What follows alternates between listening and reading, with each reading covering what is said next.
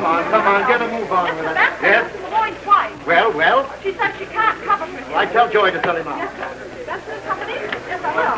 Joy on the phone, please. Benson company. Oh, I'm so sorry. What's the matter? Oh, shut up. No. I don't know.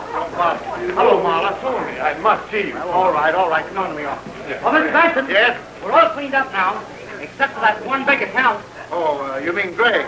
Yes, What does he say of us now? 380,000. You tried to notify us? All day yesterday and today. Well, try. Oh, never mind. Sell him out. Well, you heard me. Close him out. Miss Lester, get those smaller packages out of the safe and bring them to my office. Yes, sir.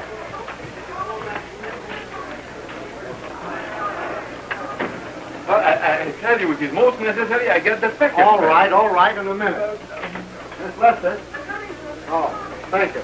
Well, here they are, and you have a note to me, too. Pay the note, and you get back the bill. The note's due tomorrow.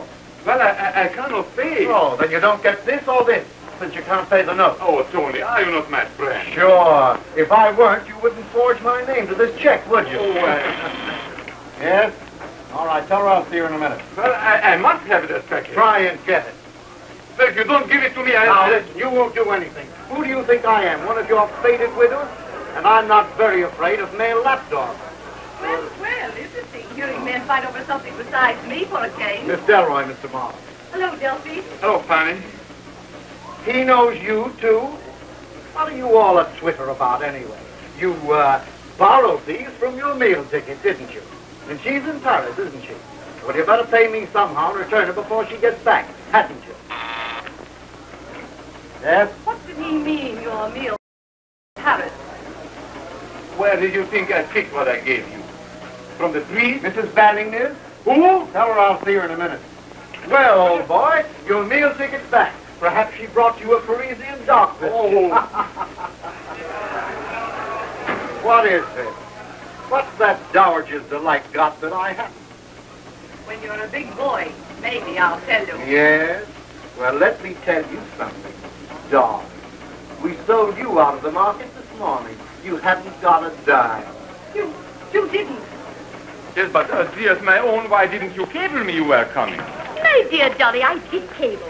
You just must have been out. Oh, I was hunting in the mountains, and I was dying for you to come back to me. But what did you come here for, Paul? Do not tell me you were lost in the market. My dear boy, I don't know. I only heard of his crash when I arrived this morning. I've been nearly frantic. But of course, Tony Benson would carry me. Oh, there. Where is Tony? Oh, wait. Tony Benson, you're a cold smell, aren't you? No wonder I can't go for you. You could have given me another day to cover. You didn't answer one of our margin calls. Oh, I was going to bring you my pearls, but... Say, what's in that box? Now. Oh, Tony, darling, I simply must know what's happened to my account. You carried me, of course. No, you were a little overweight. Tony? Oh, Mr. Gray, excuse me. We tried to get in touch with you. I've been out of town. I was going to mail these to you. You see, you were the last account we had that wasn't covered, so, I understand. Mr. Gray, would you mind waiting in the waiting room? There's someone in Mr. Benson's office. Yeah, all right. Yes, I sold you out. All of you. All except Adolf, who wasn't even in. No, it's something else your dear Adolf owes me for. Not the market. Yes, and I'm going to... Never mind. Oh, you're busy, Tony. No, come in, Harry. The storm seems to be arriving. It looks as if one has already arrived. I'll come back when you're alone. All right, Harry. I have nothing more to say. You are not a gentleman, Mr. Benson. You're a... I know. I'm a smell. Well, is it my fault that you're on the high seas when the market breaks? I've a good mind to... You won't do anything. Marla said he would, but he won't. None of you will. Oh, I suppose if you could, I'd be a corpse by now. Well, you were called on for margins, weren't you? You wanted to have your cake and eat it too. Easy money, quick profit. Well, you gambled and you lost. Yes, you lost. Mr. Benson. You lost, I tell you. Dolly, dear, haven't you anything to say to this person? The way he's talking. With what I've got on him, oh, go on. Get out of here, all of you. Go on. Go on, get out. Leave me alone. I'm all in. Hello, Miss Lester. Get my chauffeur at the garage. Tell him to meet me at the club at 6 o'clock, yes. I'm going to spend the night at my place up the river, and I don't want to be disturbed. All right. Yes, come in, Harry. Even the heavens seem to be crashing. Say, Harry, why don't you spend the night with me at my place up the river?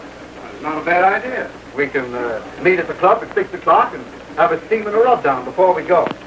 I'm nervous. I don't blame you. After that gang that was just in here. They don't like you, do they? Well, maybe not. You know, Harry, I'm sorry I had to sell you out. But then you big shots are used to taking it on the chin. Not twice in succession. Twice? Big Drake walked off with 180 grand of mine last week. He did? Yes. He high-carded me. Oh. Harry, why don't you quit that racket? I like it.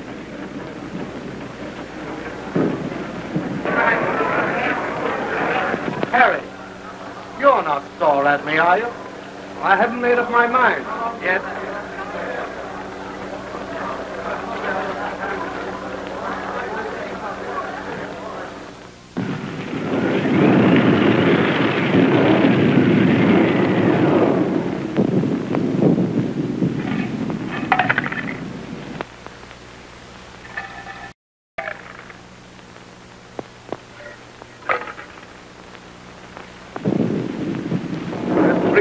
You're in me.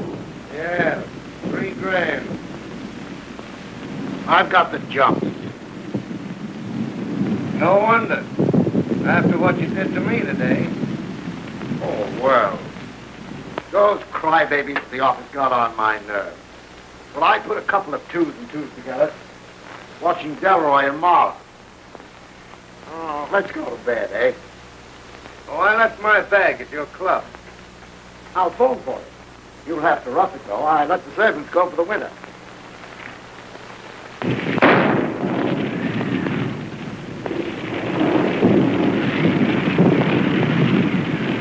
What was that? Backfire, I guess.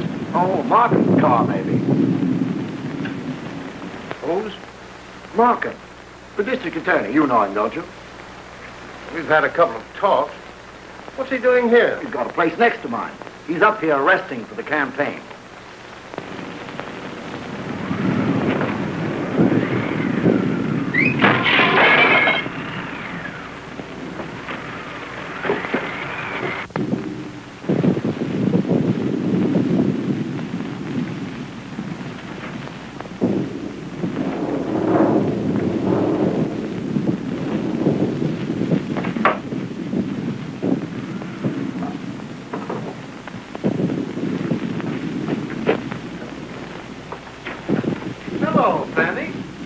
Adding a little burglary to your other accomplishments, eh? I want that jewel case Marla gave you. Oh, so he borrowed him from you and not Paula Banning, eh? Well, what do you think of that fella? Hurry, Benson. I was going to give those pearls to you, cover my account, but I couldn't find them. Hurry what? That jewel case is in my office safe where it'll stay. Oh, no, it isn't. I saw it in the pocket of your coat as you left today. That's right. I forgot. I was upset. They're in my coat pocket downstairs. Oh, I'm sorry. Excuse me, please.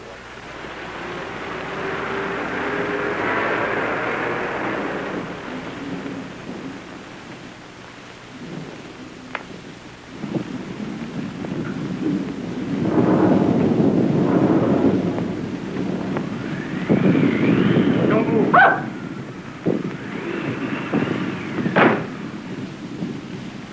What do you mean, frightening me like that? Will you have a drink? What? It's yourself. Oh, Tony! Who's that? It's Gray. I'll get rid of him now.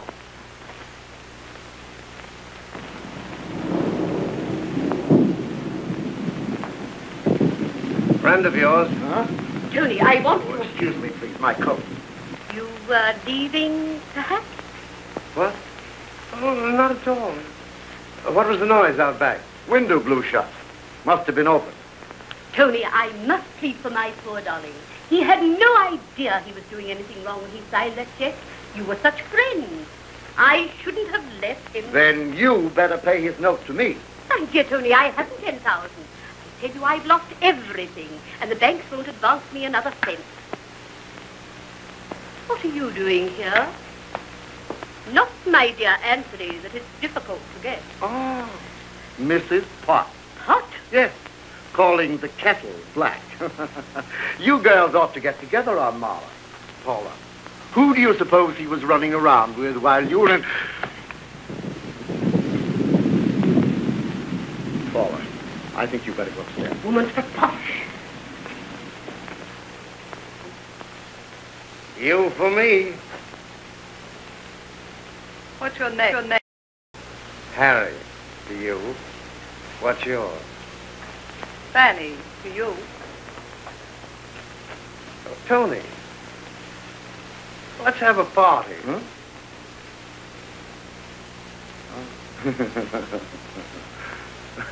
Are you going to give me that case?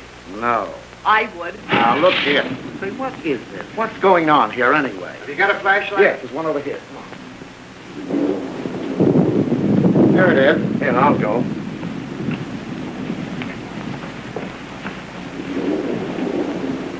I want that jewel case Muller gave you, and I'll get it. For what? Nothing. Oh, well, we'll see about that. Do you think you can hang on to Marla with Paula Banning back? And if she finds out he's been running around with you, where will you be? She'll stop his allowance. You know, he hasn't told her about your pearls. I'll take care of that. Yeah? Well, you'll take care of his note somehow if you want this. Say, why all this frenzy about a few pearls? There are plenty more where these came from, aren't there? What about this, anyway? I have to sell them. You sold me out, didn't you? Oh, well, let's have a look.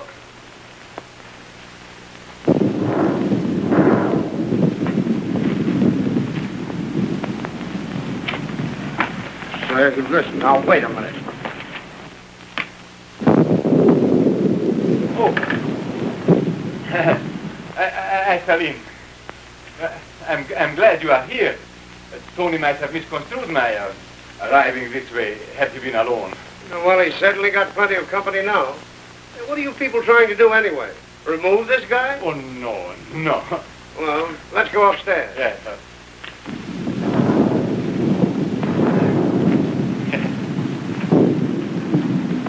I'll tell you why I won't in 4 words.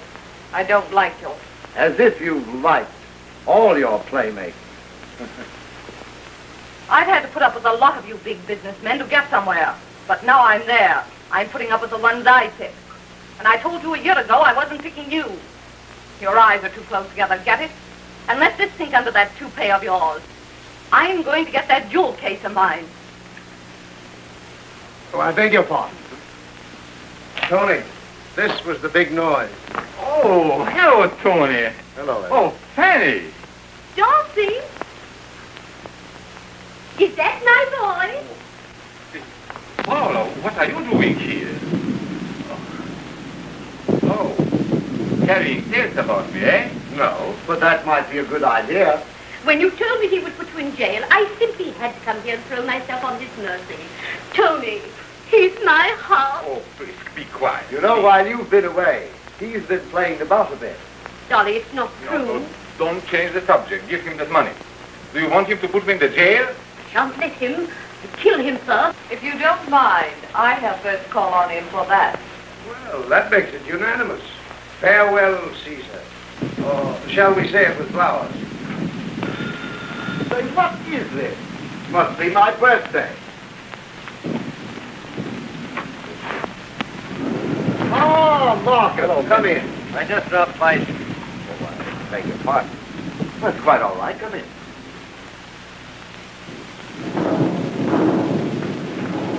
Ah, thunder and lightning. Enter the villain. How are you, Mr. District Attorney? Hello, Jane. Miss Delroy, Mr. Markham. And Mr. Marla. Excuse me. You'll have to put me up for the night. I punctured a tire. Plenty of room. Thanks. Gray, you must be behaving yourself. The newspapers haven't accused you of anything for months. I can't imagine what you're talking about. No. Say, Benson, I want to talk to you about the market upset. I suppose there'll be some trouble, and I think you can give me the advice I need. Let me take your call. No, thank you. I have a friend waiting up. By the way, Gray, he'd like to meet you. You mind if I bring him in? Not at all. Thanks.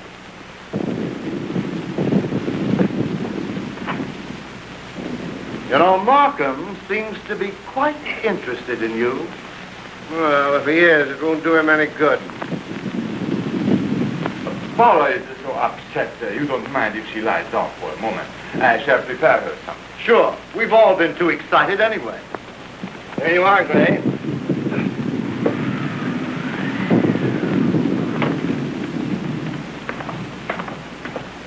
Philo Vance. Mr. Benson. How do you do, Mr. Vance? Harry Gray. Gray? Not the detective. It is. Only as an amateur, remember. Our friend Sergeant Eve insists on that. Vance told me that he's getting rusty. Nothing to sharpen his psychology on since the green burner. Yes, I felt rather hurt that you didn't call me in on that green business. Take off your coats, gentlemen, won't you? I'll get some ice. Thank you. You see, Mr. Vance, down at headquarters, they've got an idea that I know all about these crimes. Oh, really? That's right. You and, of course, Vance. Well, those killers of his, at least the ones I've read about, it seems to me they're all amateurs, too. Yes, so they were. That's why Markham thought it might be amusing, without disturbing my status as an amateur, remember, for me to meet an authority on professionals. Harry, get some cups. We'll have coffee. Right. Won't you sit down, Mr. Vance? Thank you. Benson, did the market hit you? Well, you never heard of a bootlegger drinking his own stuff, did you? Strange you two should drop in here this evening on top of everybody wanting to murder everybody else. Market, of course. Oh, we need another bottle. Well, I'll get it. Oh, here are the keys.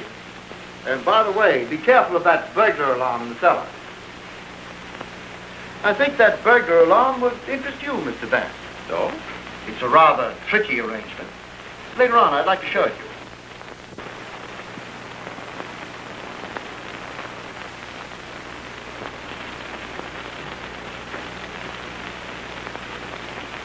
It's not in his room. Must be still in his pocket. I'll get it.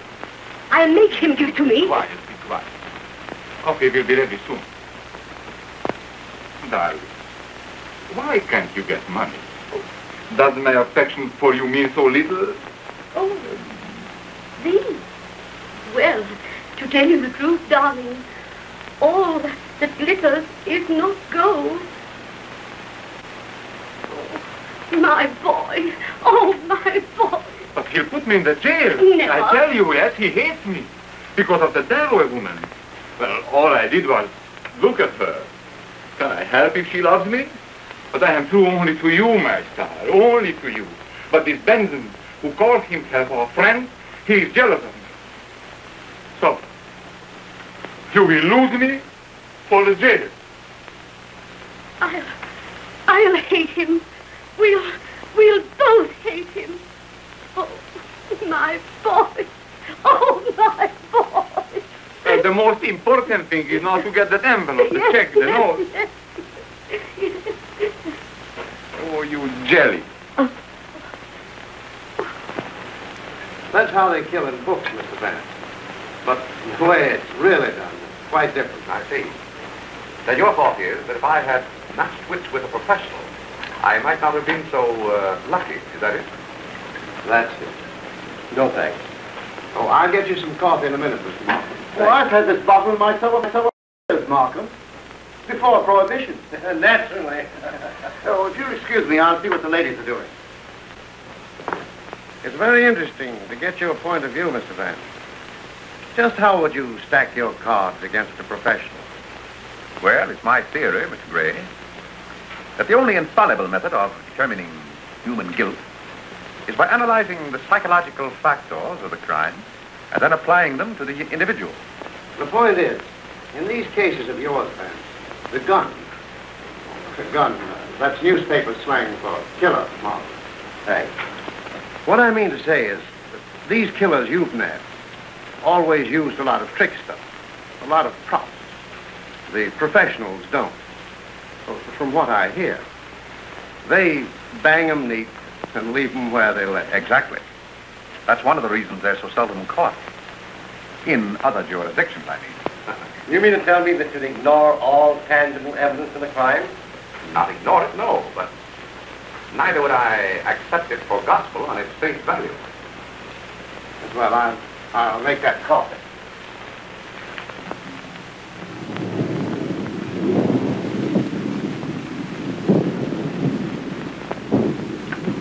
Oh, excuse me. Why don't you go in my room to dry your things? There's a fire there. Thanks. I want that jewel case. I'll get it, you know. Yes, all right. Later on, when they leave downstairs, we'll talk it over, eh? Will we? I'll be back. Listen, I'm going to get that jewel case. All right. I'll be back.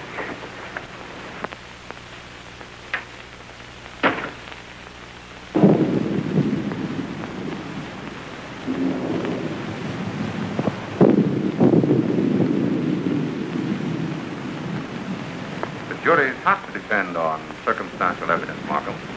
They can't understand any other kind.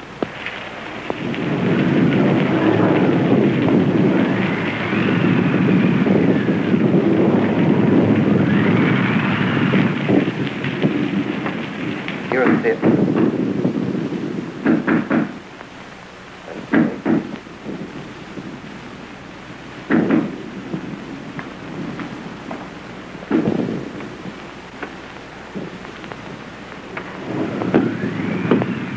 Well, Is Mr. Gray here? He's in the kitchen. Oh. This is his bag. Will you see that he gets it, please? Certainly.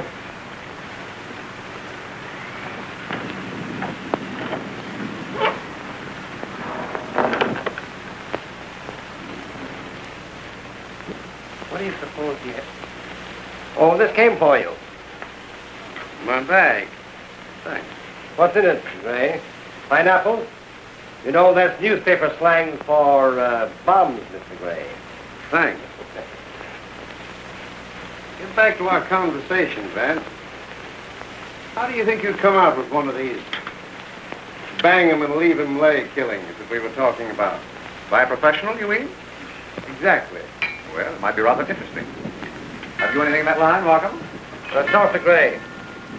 Well, I seem to have quite a reputation in this town. For the killing. Well, perhaps something could be arranged. Splendid.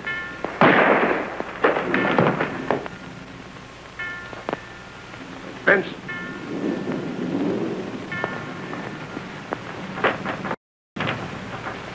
Nothing here. He's dead.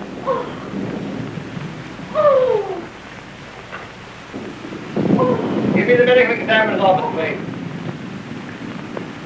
Somebody must have overheard that conversation of ours. Yes, exactly what was occurring to me. I want to speak to Dr. DeRemus personally. Well, there you are, Mr. Vance. Do your stuff.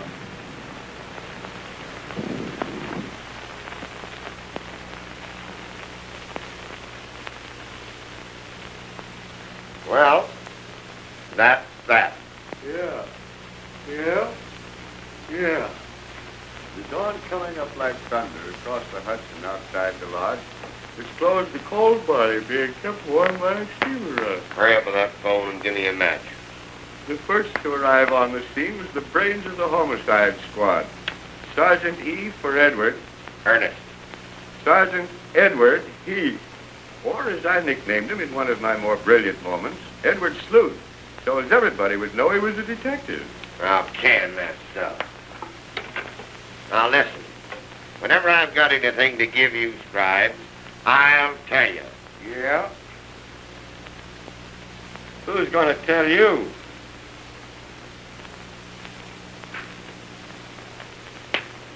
Anybody could have got up and down those back stairs without being seen. Where's Wells? Up going over the bedroom. I tended to that. You get outside and look around the grounds. All right. Say, what's ailing you? I got sold out in the stock market. No. Yeah, I lost $90. Wiped out. Well, by the way, Mr. Markham phoned. Mr. Vance would be here right away. Oh, yeah? Well, I'll try and arrange it so that I'll be just gone when time he gets here. Oh, well. How do you spell clues? What difference does it make? There ain't any. Oh, I wouldn't say that, Sergeant. Oh. Good morning, Sergeant. Why, hello, Mr. Vance. No go, Sam. I'm afraid the blue in that is going to clash. Take that phone in the hall, Welch. Blue, Sergeant, is a very tricky color. You know, in spite of its commonness, it's quite difficult. But that's anomalous, of course. Oh, so it is, Mr. Vance, you know, pardon my obscurity, but sometimes I don't quite follow you. Really, Sergeant? No, now, a while ago there, I said there wasn't any clues. And you said that you wouldn't say that. Well, I wouldn't. Really. That was the Times calling. They want to know if you... You tell the Times that when they get my name right, they might get a story. You see, Sergeant, I decided to spend the night here in meditation. So I phoned Sam to bring out my things, and I meditated. Any luck? I've been studying that little derringer that was found at the top of the stairs there last night. It's rather unique. Yes, ain't it? And, of course, the lady's handbag, which you no doubt found in Benson's room there. Yes, I got that right here. Cherchez la femme, eh, Sergeant? Oui. But I was told to come by telephone. I was to ask for Mr. Vance. Say, did you get that? Well, you go inside. Say, is Philo Benson on this one? I don't know. Is he inside? I wish I knew. Hey, come on. Well, I've been here since 6 a.m. Uh-oh. Vance is here. He's a Santa Claus. He must have come down the chimney. Well, one of those two dames owns this bag. Well? Mr. Vance? Oh, yes, come in. You know, Sergeant, when Albert here popped in last night, Markham thought that he was Gray's man. Gray. Oh, no, sir. As I explained to Mr. Vance when he called me up this morning, Mr. Benson was my employer. He telephoned me last night to bring Mr. Gray's bag from the club. What's your name? Albert Brecker. The medical examiner's here. Show him up. And you stick around. Thank you, sir. Well, another dizzy dame to do some jury vamping, I suppose. I doubt, Sergeant, whether any woman was in this room with Benson immediately prior to the murder. That's what I wanted Albert for, to verify. Good morning, Sergeant. All right, now. Bless my soul, Mr. Vance. Why, I haven't seen you since we laid the Green family to rest. Right. There was a lovely murder case for you, Sergeant. Bless my soul, yes. I was there. Well, hop at the body, Doc. Certainly. Have one of your men give me a hand, please. Surely. Oh, I'm sorry I wasn't here last night. Wedding anniversary. My wife and I always celebrate. Went to a hockey match. How's the election coming? Fair. Good. Mr. Benson kept his toupee beautifully, didn't he? He was a bit touchy about himself, if I do say. Vain, you mean? Yes, sir. Well, what guy with a list of phone numbers he had wouldn't be? Elementary, my dear Albert. Elementary. Sergeant, you've been reading Sherlock Holmes. Quite right, my dear Watson. Quite right. Oh, well. Take care of these, will you? This was Mr. Benson's favorite toupee, sir. Fancy. Oh, no, sir. I once worked for a gentleman that had 7. One for every day in the week to correspond to the natural growth of his hair. Albert, do you think that Mr. Benson would have appeared before a lady in whom he was interested without his toupee? Oh, no, sir. He would rather have died. Well, he got his wish. The doc said he was shot at about 6 feet, and no powder marks. Well, suicide's out. Unless Benson was an acrobat. If you don't mind, sir. Of course. Thank you, Albert. I'll see you later. Thank you, sir.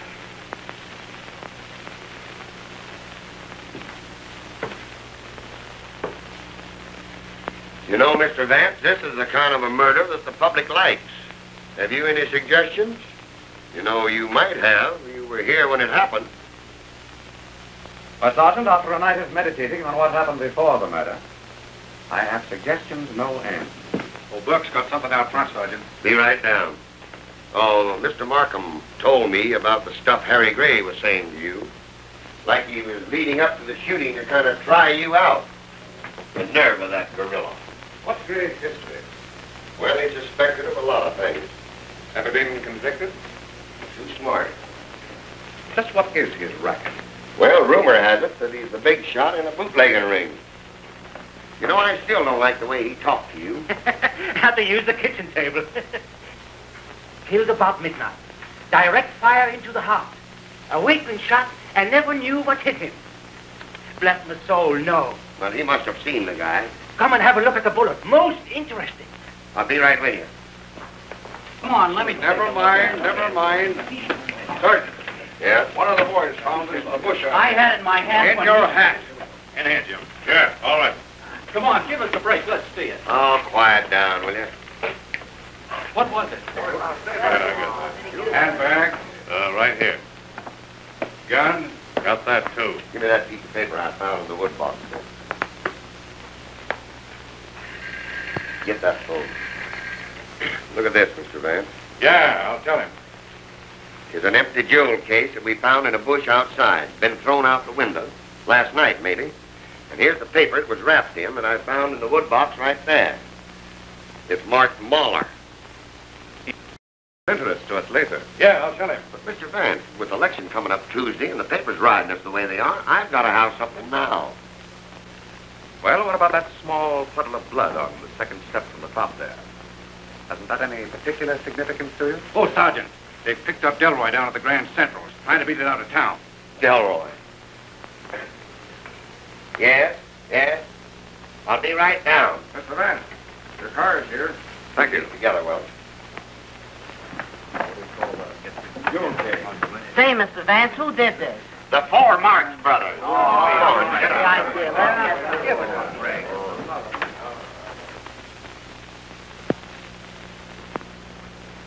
Oh, hello, Vance. Good morning, Mr. Gray. Anything new? Well, you called my hand last night. Still stuck. I'm afraid I took up that challenge of yours to solve a murder by a professional too soon. This was no professional job. Oh, Albert, that door. Thank you. Everybody there, including me, threatened to kill Benson.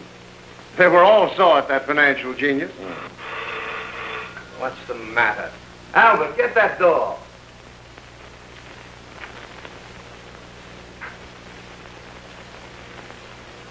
You know, somehow I had the impression that Albert was Mr. Benson's man. So he was. I just took him on today. You see, Benson's dress ties were always tied smart. And Albert there was the boy who tied them. That's it. I see. Oh, come in, Frank. Good morning. Good morning. Those two women that were there last night, Vance, never get mixed up with women. They're dynamite. No brains. Gestation? Yes. You see, I don't let just anybody put a razor on me. Neither did Napoleon. I read about that. That's where I got the idea. Now, Mr. Gray, I wondered if I could get you to help me out. Sure. I'd better, or they'll be indicting me again. If everything those birds tried to pin on me stuck, I'd have worn out a carload of electric chairs by now. You see, my business makes me acquainted with a lot of tough mugs. And Markham and that detective Heath call me in every time an automobile backfires. But I don't mind. That's their job. Yes, so it is. Well, Mr. Gray, something the police overlooked at the Benson Lodge seems to point to one of the guests there last night. And I thought perhaps you might know someone who would look into his room, his hotel room for me, professionally. After Mahler, eh? Well, I know a stool pigeon that you might use as a bellhop.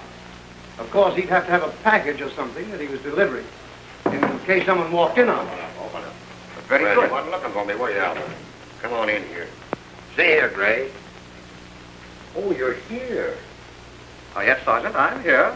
Well, I wasn't but a minute behind you on this one. I'm taking you downtown. Get in there and get ready. But, sir, please, this Get your hat. What's the idea? You too, Gray.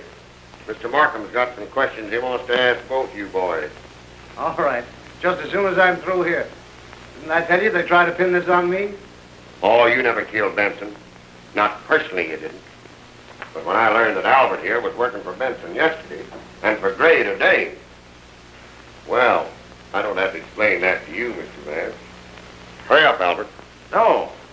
Albert the murderer and Gray the accessory, huh? Certainly the rest of our little group won't object to that, will they, Mr. Gray? Hardly.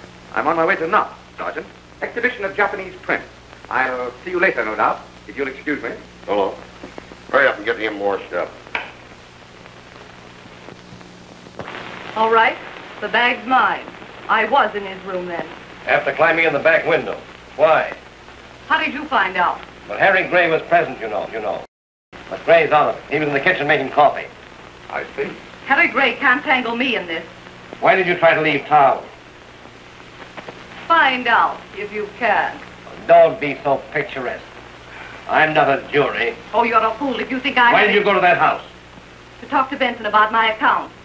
He sold me out. We quarreled. Then you needed money. No. Did you, ever see that before? No. Benson was interested in you. Suppose we say that he attacked you. Well? If you'll excuse me, your reputation is well known. The Bortheim suicide 2 years ago. The case of... Never mind that. I've liked men in my time. They've liked me. What of it? I didn't like Tony Benson, but I didn't kill him. If my thoughts could have killed the swine, he'd have been dead long ago. The rest of them are in the reception room there. Wait, please. Sergeant? Yes, Chief? Get Marla and Mrs. Manning in. Yes, and you want that ballad of Gray's, too, when I'm through with him. You know, Chief, there's something funny about... Never mind that now, Sergeant. Delroy seemed upset. I don't wonder. You barked at her. You shouldn't bark at the ladies, old man. Oh, I'm busy. This is not the only case in New York, and you're not helping me any. You're more flippant than usual today. Well, this was a particularly flippant murder, Markham. And if you go on trusting clues like those, you will be busier still. Have you a clue? I have instructed my lawyer. Sit down. I can't conceive who would want good old Tony out of the way. Well, we were just planning our fall hunting trip for this month. Oh, you hunt, Mr. Marla? Be quiet, Dolly. You keep out of this. You will have both of us... What's that? Oh, I love to hunt. I love to hunt. I was with the Sir Edward Davis. Never mind all that. This envelope with your name on it was found in Benson's desk. It contains 3 very interesting documents. Then it was useless. He didn't have it with him. What was you Please, Paul. The first is a canceled check of Benson's made out to Adolph Marla for $10,000. Oh, The second is a confession signed by you admitting this check to be a forgery. And the third is a note for $10,000 made out to Anthony Benson, signed by Adolph Marla. yes. Oh, I should have mentioned those things before. You know, my financial arrangements were not all one could desire. I shouldn't have left you. Unfortunately, to protect Madame Starks, Mr. Benson requires $10,000. Oh, and so you forged his name? Oh, you mean it would have been a forgery if he had made a complaint? Well, it's a cinch he can't make one now. It's a forgery just the same, Sergeant, but I'll take that up later. He forges Benson's name, pays him back with his own money. Marvelous. I explained it to dear old Tony at once, of course, and offered him this note. Which falls due today. Yes, and... You mean to tell me that Benson accepted your note without security? Oh, well, natural. Yeah, well, what was wrapped in this piece of paper, which was found in the wood box with your name on it? And, Tony gave me a party for my birthday and presented me with a gold pencil. I have it You didn't tell me it was your Oh, birthday. please, Paula, be quiet. You will get me in the electric chair. But, darling, You will come with me. This is the security that you gave Benson for that note? Oh, so Miss Darrow told you. Who? Those birds are Miss Darrow's, and she threatened to kill Benson herself. Elroy? Yes, she's a snake, that woman. I'm through. I'm finished with her. No, you are the worst to me again, darling. You think I would accompany you through your sordid affair? Oh, Weasley, Miss Darrow loaned me her purse. And What a lovely liar. He bought them for me one day and stole them the next. So, Adolf, that's what became of the money I sent you to cover my margins. No wonder you forged that check. Why, you were Sneaking into Benson's house last night, both of you. Why did you quarrel with him? I wanted to get back that confession of forgery. He threatened to put Adolf in jail. Mr. Markham, Adolf's all I have now, except the money that makes him love me. You threatened to kill Benson yourself, didn't you? Yes. Well, who didn't? Mr. Markham, may I have that jewel case? Mr. Gray is here, sir. Oh, send him in. Miss Darrow in the other room. Sergeant? In here, please.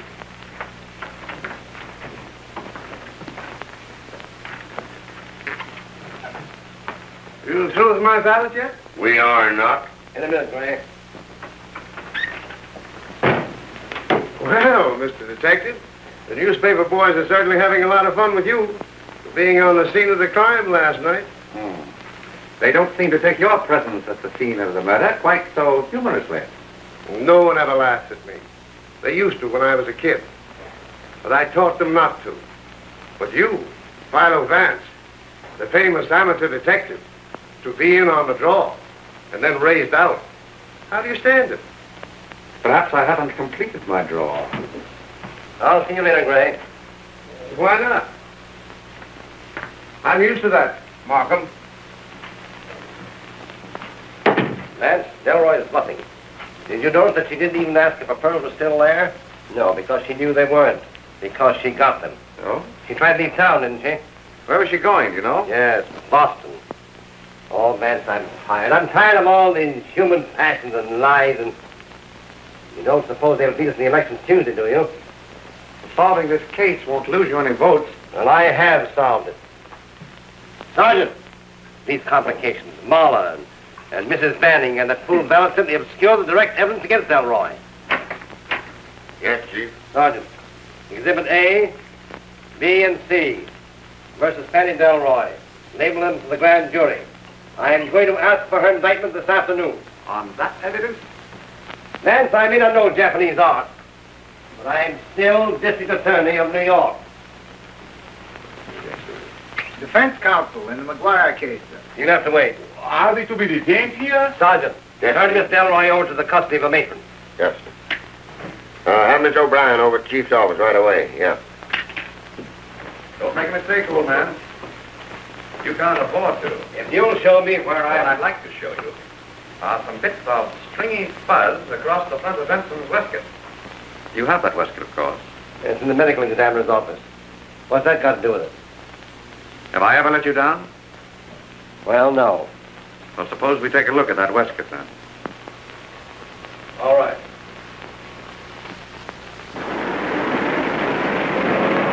County courthouse. Yes, sir.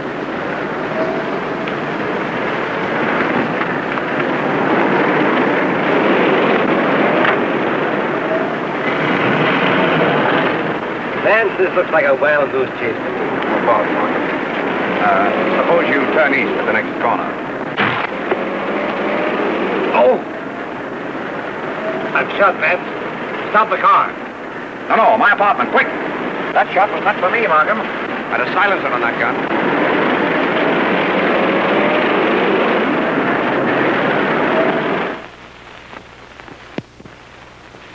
What makes you think the bullet was meant for you? Something I said in your office. It must have been overheard. By whom? All the possibilities were there, weren't they? Well, I still think it's Delroy. But Markham, do women kill merely to recover a string of pearls? Well, suppose Benson had forced his attention on her. Suppose that he attempted to... Can you imagine Benson, with his vanity, attempting anything without his toupee? I've got it. What do you mean? Albert.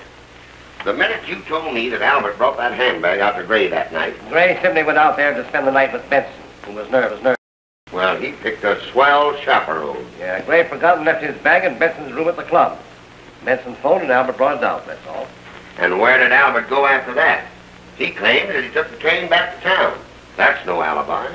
Why, he only started working for Benson 6 weeks ago, And when I photographed him, he nearly threw a fit. You know, Markham, because Albert refuses to tell the police the history of his life, Sergeant insists that he's a gunman in disguise. Well, he's a foreigner. Well, my case against Delroy. So, Sergeant, you tell Smithers to prepare the indictment. Yes, sir. Now, just a moment. I'm not going to let you make fools of yourselves. Markham, until tomorrow night, let me handle this in my own way. Now, if you don't, on the day after tomorrow, the morning papers and I, not you, will have solved the murder of Anthony Benson. And that's election day. You stopped me last night from proceeding what I saw fit. And I got a bullet in my arm. Delroy had the real motive. Oh, motive. Drop a nickel in a slot and get a motive. Everybody has some motive for murdering somebody. Yeah, be careful somebody doesn't murder you. No, nobody's going to get him, Chief. I'll watch over you, Mr. Vance. Thank you, Sergeant. Oh, tell me, did that firearms expert of yours say when he would know about those bullets? Sometime today. I'll see him. And if you don't mind, Markham, I'd like to have Miss Delroy's jewel case brought to me here this afternoon. Right. Then I want a policewoman. A policewoman? Yes. Say, I can handle anything in this case. Well, very good, Sergeant. This is a little job of chambermaiding in a hotel. Oh.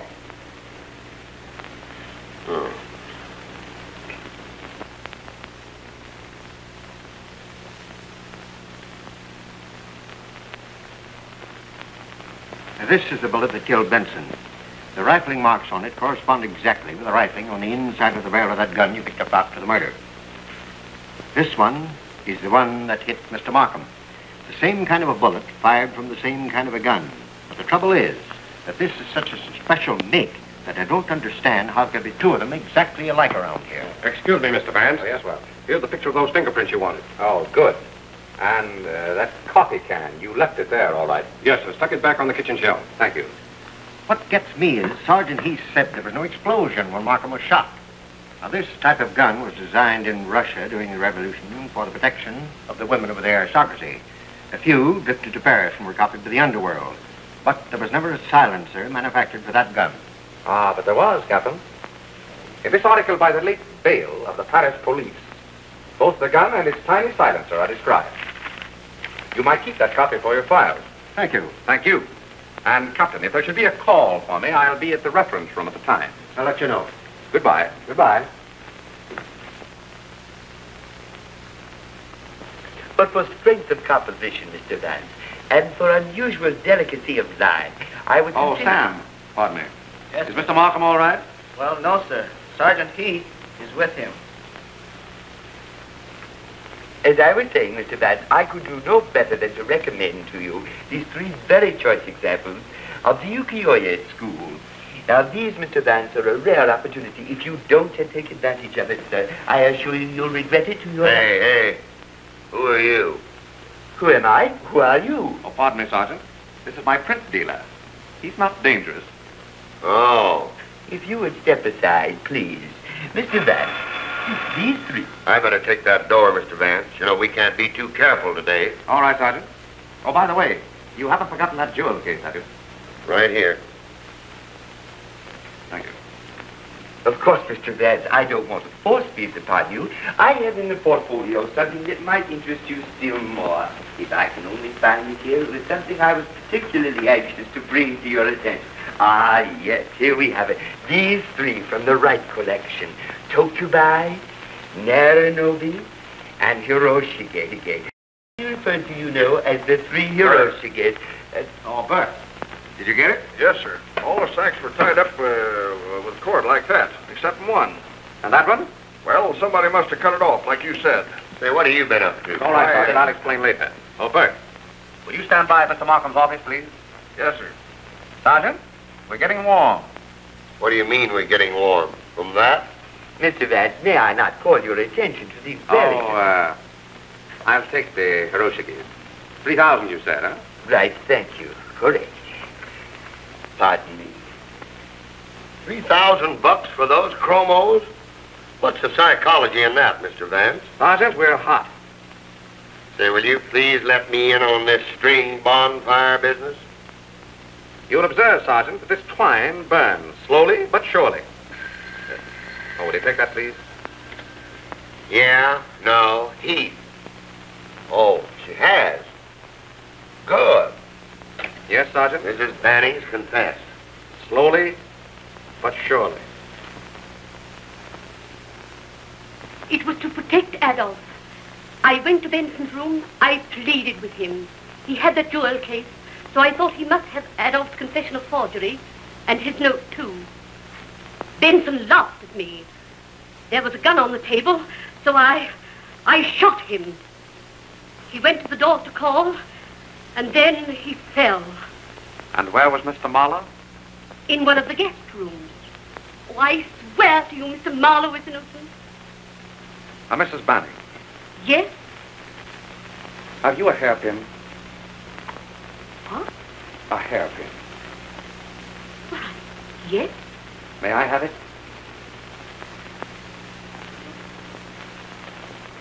Thank you. Sergeant Heath's on the wire, Mr. Vance. Is there anyone in the reception room? No, sir. I'll take it there.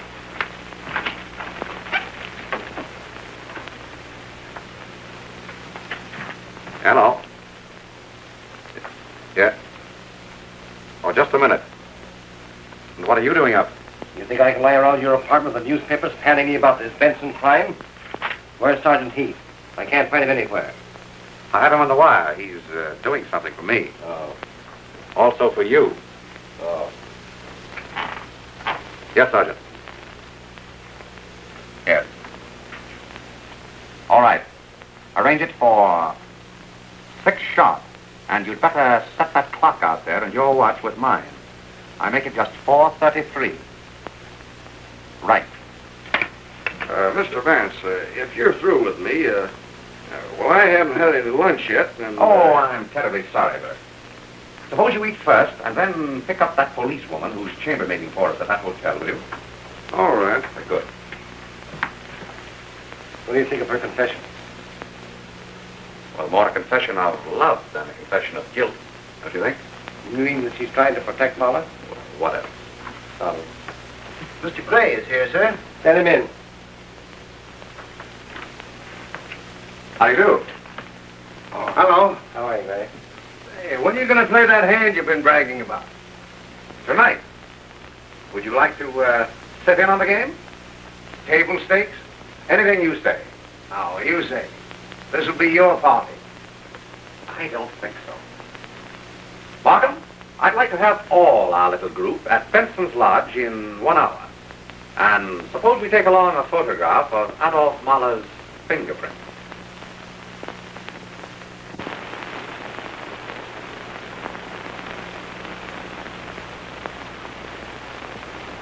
I understand, Vance. I know what you mean, yes. Mala, you mean to tell me that you were just sitting up there alone when the gun went off? How do you know it was this is going to be an interesting hand. Well, What I said was that I was not with Mrs. Bennet. I don't want to know where you were not. I want to know where you were. I am a gentleman. Oh, Miss Delroy? Yes? He was with me. Remarkable fellow, Mahler. Oh, come on. We're not getting any place at all, Vance. You'll have your murderer, Markham, by 6 o'clock. I can't stand much more of this. If you've got anything on me, say it. This is a rather unusual jewel case of yours, Miss Delroy. Oh, but you... You know, Markham, Miss Delroy had a better motive for keeping Anthony Benson permanently quiet than any of them. Please, I would like to go. You keep quiet. And you, Albert, hiding your part from the police. I was afraid. I don't blame you. Albert's wife is looking for him. He left her in Chicago recently without giving notice, you might say. How much longer is this comedy going to last, Vance? In 10 minutes, Markham, it won't be comedy. For one of you, it isn't now, is it? But why give me a ringside seat to this seance? If any of you comics have got an idea that I had anybody bump Benson off... You certainly had motive enough, didn't you? What motive? Simply matter-of-fact revenge for having sold you out on the market. You, the illustrious Harry Gray, the big shot. Vanity and arrogance, Markham, usually motivate the behavior of the intelligent gunman. Gunman? Look here. But you were with us here when the shot was fired and the body fell. And just before that... I was in the kitchen making coffee. That's right, I remember. I remember that it was very overboiled coffee. It must have been on the fire a long time, wasn't it? Gray couldn't have made the coffee that night. I made it for Paula. I wouldn't call me a liar if I were you. Adolf Mahler made the coffee. And if Mahler did make it, Markham, Mr. Gray was out of this room some 5 minutes. Doing what? You're dealing. Don't ask me. I'm not. I'm telling you. Mr. Gray didn't make the coffee that night, you know. Who says I didn't?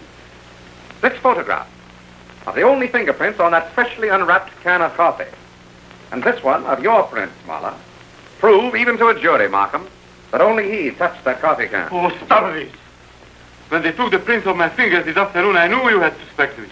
If you are going to accuse me, do it. Oh, this is getting tricky. Oh, two-handed poker isn't so very tricky, do you think? Mr. Gray, just what were you doing while Markham and I sat here that night, and Albert came in so mysteriously with your handbag? You tell me. Charm.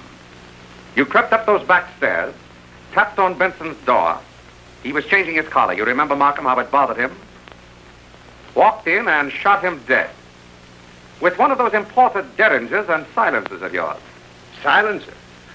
That's a hot one. You heard the shot while I stood here with you. The shot that killed Benson was silent. No one heard it.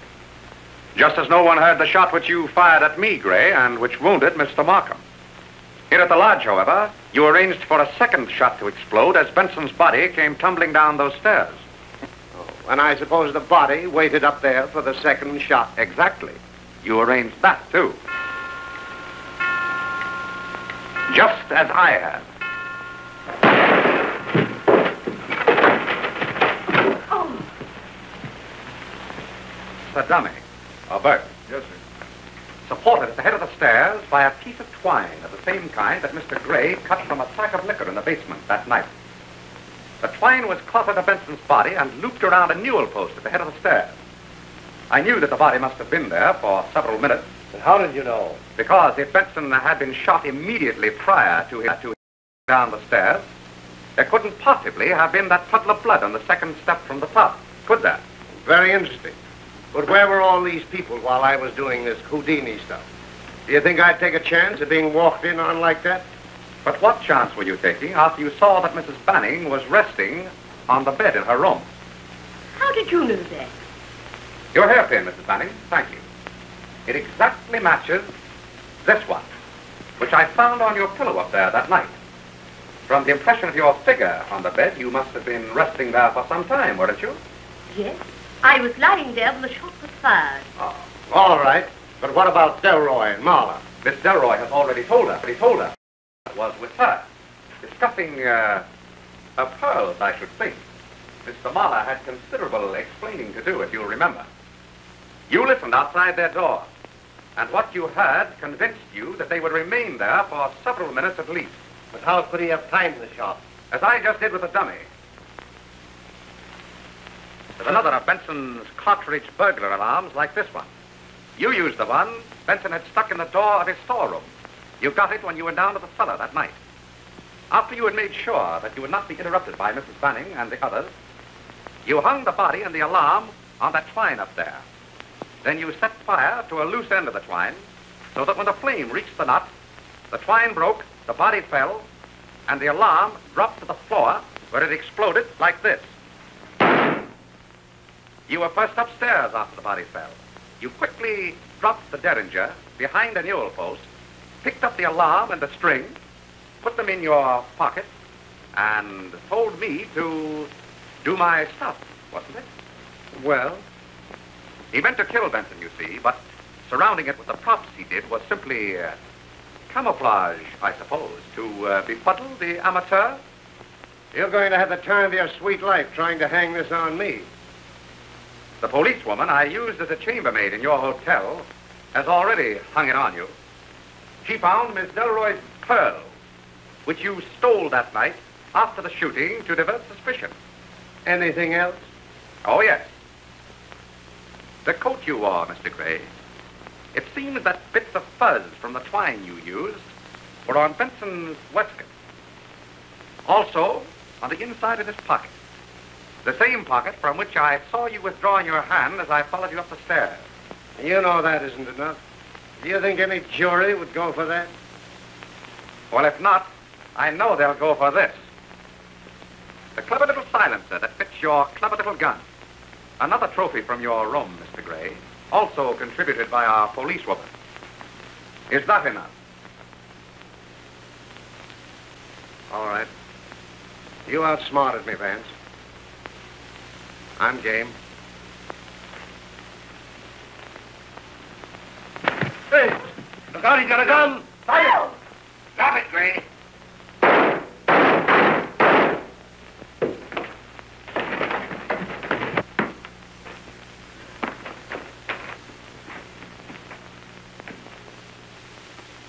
Well, Mr. Vance, I told you I'd watch over you. Thank you, Sergeant. That baby put 3 slugs mighty close to me. I better call the doc. I'll wait outside. I haven't been feeling very bad. All right. I'll take care of you, Dolly, dear. Bert, get that coat and cover him. Yes, sir. That you, Doc? This is Sergeant Heath. I'm out at the Benson Lodge. There's been another murder. I mean, shooting. I did it. Okay. Mr. Vance, may I have the jewel case now? Oh, of course. And don't worry. No one else knows about your daughter. Thank you. I was going to her when they caught me leaving town. If Benson had found this, he would have held it over me, threatened to tell my little... But I am. Thank you, Mr. Vance, for not telling them about her.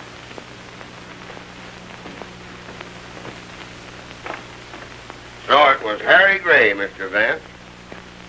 Well, it didn't surprise me any.